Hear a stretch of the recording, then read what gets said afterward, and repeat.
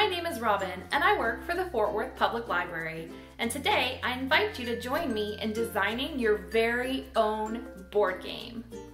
Imagine if you could combine the fun of an awesome board game with the thrill of a really great book.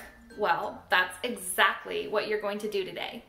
Now, at first glance, books and board games may not seem like they have all that much in common, but they do. A story. Think about it. As you're playing a game, do you have a goal that you're trying to reach or an objective that you're trying to achieve? Just like the protagonist in your favorite story, as players progress through their game, they're trying to overcome obstacles to reach the end. So please join me as we think like engineers and work our way through the design cycle. We will imagine, plan, create, play, remix, and share.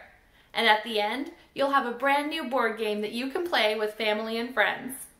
So we're ready to get started with that first step, imagine. So to start, let's think about the elements of a story. Your plot, that's the story itself. The setting, where it takes place. Characters, who drive the plot along. And action, of course. You have to have lots of action to keep a story going. So let's think about your favorite story and some of those elements that are in it. And how could you translate those into a game? So for my example, I chose one of my favorite picture books, which is Caps for Sale. And in this story, it is a story about a peddler. So he's a man who sells things. He's selling caps. And along the way, he takes a nap and his caps disappear because there's some naughty monkeys up in that tree that take them while he's taking his nap. So he has to get his caps back. So when I'm thinking about the plot in my story, I thought it would be really great to have players in my game try to help the peddler collect those caps back from those naughty monkeys. So now we have a concept, we've put our imaginations to good use, and now it's time to get a little bit more into planning and thinking about how the game might be played. Okay, so here's where we start to dig in a little deeper and plan out our gameplay, or how we expect players to interact with our game. So you might find it helpful to think about some of your favorite board games, and what are the elements that make it enjoyable to play? How could you combine those elements with your story? So looking at my example of Caps for Sale, I said I thought it would be fun to have players collect the caps. And so now I have an objective or a goal for my game. The players will move around the board and try to collect the different colors of caps. Now I also have to think about what that goal looks like. So in Caps for Sale, the story has 4 different colors of caps. So I think in my game, I'm going to have the players try to collect one of each color in order to win the game. So having the players move around the board is a good start. But for me, I like games with an unexpected challenge or a hidden twist.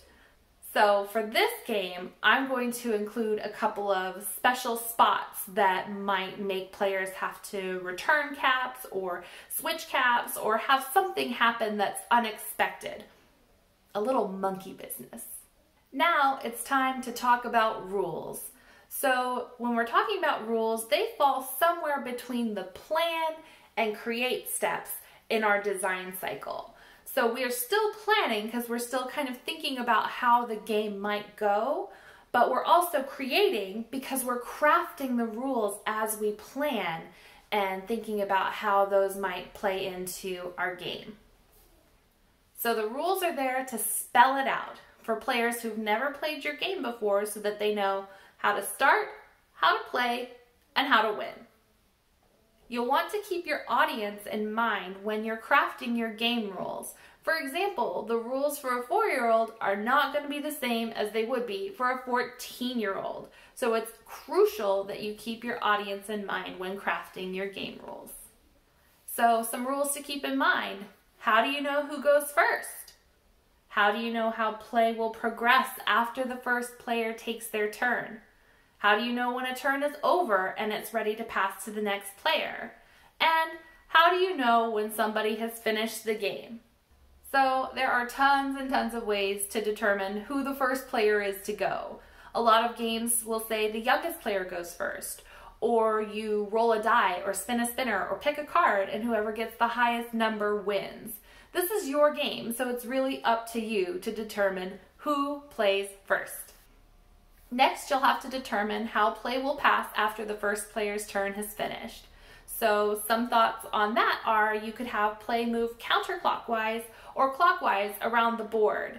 Or maybe you just say everybody picks a number and the highest person goes first and the next highest goes after that. However you decide, just make sure that it is clear in your rules for your audience. Something else to keep in mind is making sure that it is clear in your rules when somebody's turn is over and it's time to move on to the next player. And of course, we have to know, how do you know who wins? So whatever objective you set, the highest number of points, the most money collected, the most tokens. In the example of my cats for sale book, I'm going to use whoever is able to collect those 4 different colors of cats first is the winner. So it's up to you how you do it. Just make sure everybody is able to tell who wins. Now it's time to design and create.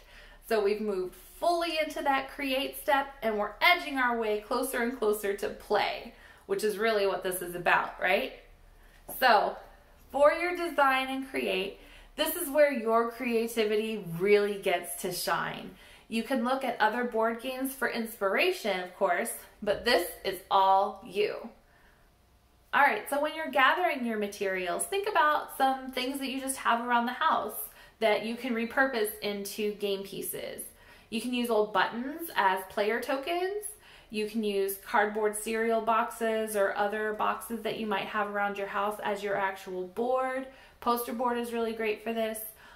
Any arts and craft supplies that you have access to, with permission, of course, is fair game because you're just going to want to make this game the best that you can, and this is all up to you and your creative process. All right, some things to keep in mind when you're designing your game. Think about the story that it's telling and include those elements in your design. Think about the age of your players. If you want a very complex board game, that might be great for older players, while younger players are going to want something that's a little bit simpler to follow and less confusing. Also, think about those rules that you were planning out and sketched out. How does that guide your decisions when you're designing your board game? Think about the gameplay and how you're expecting players to interact with your design, and include those things in your design thinking and process. So in my game, remember we talked about the peddler is there, he's lost all his caps, and it's up to the players to help the peddler get his caps back from those naughty monkeys.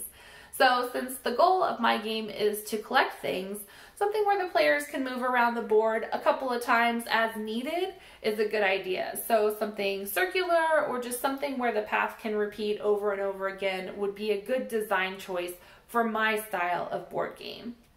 And one last tip, when we're talking about design, let's talk storage. You'll want a place to keep your pieces after you've created them so that your game can last a long time and your parents will thank you for it. Just a hint, shoeboxes work super well. Okay, we've imagined a story for our game. We've planned out how people might play our game and thought about those rules. We've created a design to use for our game. Now it's time to play and remix. So play here seems pretty obvious what we're asking you to do. Try it out, see how it goes. Play here seems pretty obvious. Try it out, play your game, see how it goes. Are there any problems that you run into? Design elements that you'd like to tweak or change? That's the remix step. If you're happy with it as is, great, share it with a friend. And at the top of the program, I mentioned that it was a design cycle. So that means that you can move through each of those steps as needed until you're satisfied with the end product. At that point, it's time to share. Okay, so for my game, I got some cardboard, just some regular cardboard box, and then kind of fixed it up with some colored paper, and I have the game moves around in this direction so that people can collect the caps. I also made some little player tokens just out of cardboard pieces and covered them with construction paper to make them colorful. And then we have the different color caps that our players are trying to collect. And so those were the pieces that I made to go along with my game.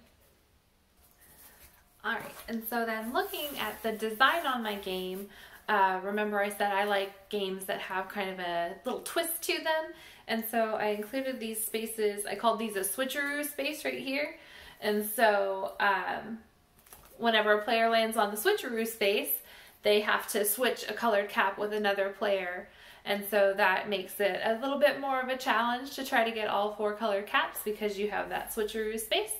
And then up here, my design isn't quite finished, but this is going to be my monkey business space. And so whenever a player lands there, they have to give the monkeys back all the caps. Oh no! All right, so after playing with my daughters, my board game needed a remix. Both my girls said they thought that they weren't quite sure. It was a little confusing. When they landed on a colored square, they didn't know if they were supposed to collect a cap or not.